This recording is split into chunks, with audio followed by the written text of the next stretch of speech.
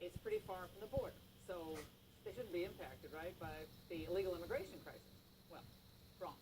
The Wall Street Journal is reporting that the city is being overrun by asylum seekers to the point where they're taking up 90% of Portland's family shelters.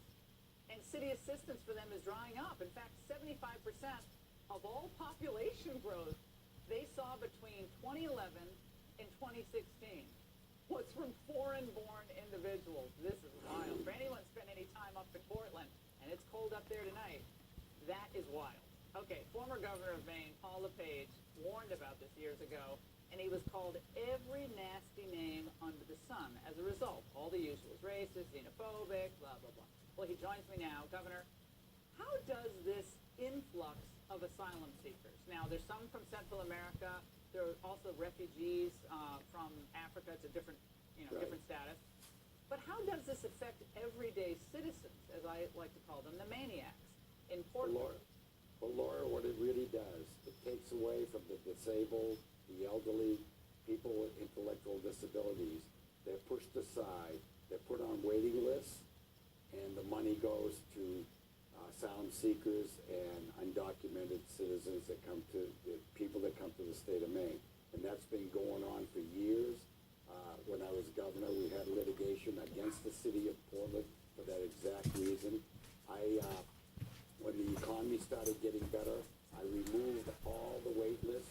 There was 4,200 people on the wait list. We budgeted for it, totally balanced budget, paid for it. The Democrats came in, took the money, and put the people back on a wait list, and they're still there now on a wait list. People who've lived their lives in Maine are now without services in their aging years or with their disabilities.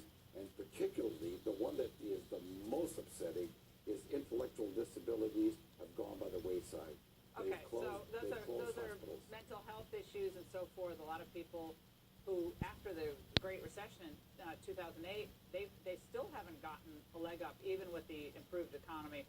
And Maine has always, had some struggles in that area. Obviously, I want to play something from you from just. This was back in a town hall you did in 2018, and the reaction from the crowd. Watch. 2016. Illegals, all I call asylum seekers, are the biggest problem in our state. Shame on you!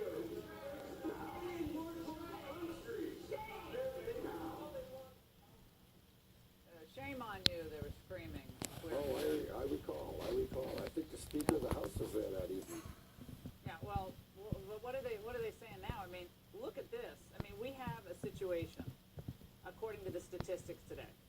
In Portland, 65 to 70% of 1,000 people now receiving general assistance are non-citizens. Everyone hear that? 65 to 70% of the people receiving government assistance are non-citizens. Another, the city budgets of about $200,000 annually to fill in gaps for asylum seekers who don't qualify for general assistance, such as those who haven't yet filed an application. So you haven't filed, and they're reaching out to give you money in Portland. This is the Democrat Party, though. This is a state that is now Democrat control. Democrat, right? Is a state legislature still run by Democrats? And the governor and the incumbent governor invited them and said that when she's governor-elect, she said, "I will invite asylum seekers to come to Maine, and I will give them services." And well, if you invite, they will come. When I think of all these other cities that are considering more generous policies toward both asylum seekers, refugees, again, a different story. What do you say to them, given Maine's own experience? I would say that if you have the resources and you feel compassionate for these folks, go ahead and do it.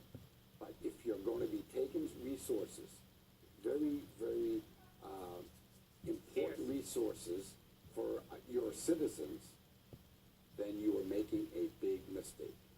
Well, again, 90% of the people living in Portland's city-run family shelter and overflow shelter are people who are asylum seekers, overwhelmingly, I guess, still from Africa, correct?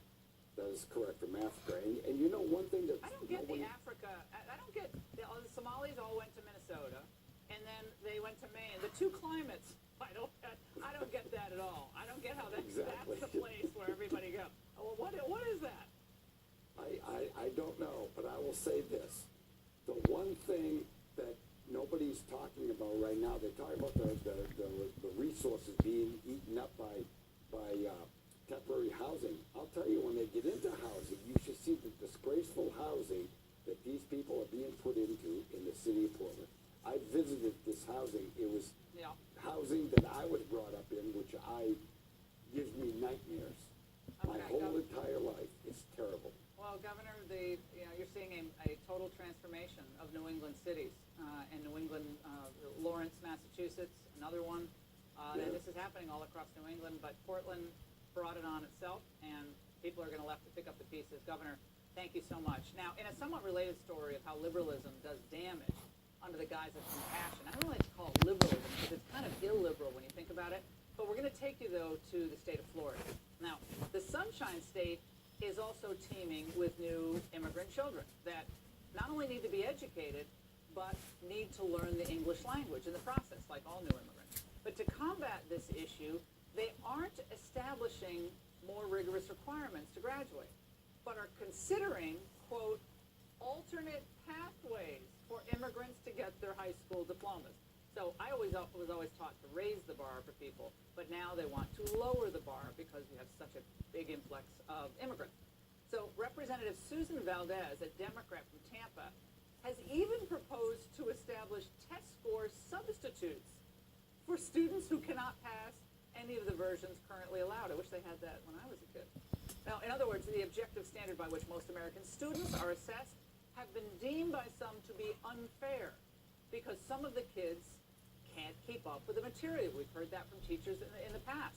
Now, a couple of nights ago, we defended Tom Brokaw against the completely unfair pile-on that he received following his suggestion that immigrant communities better assimilate into U.S. communities. Well, like the Brokaw critics, these Florida You hear me? lawmakers fail to realize that the immigrant communities they wish to serve are only hamstrung. They're held back by lowering standards. And you are also insulting their abilities and limiting their potential in the process. Immigrants should be challenged to rise in America, given the opportunity to do so, but not given a diploma for staying down. All right, coming up.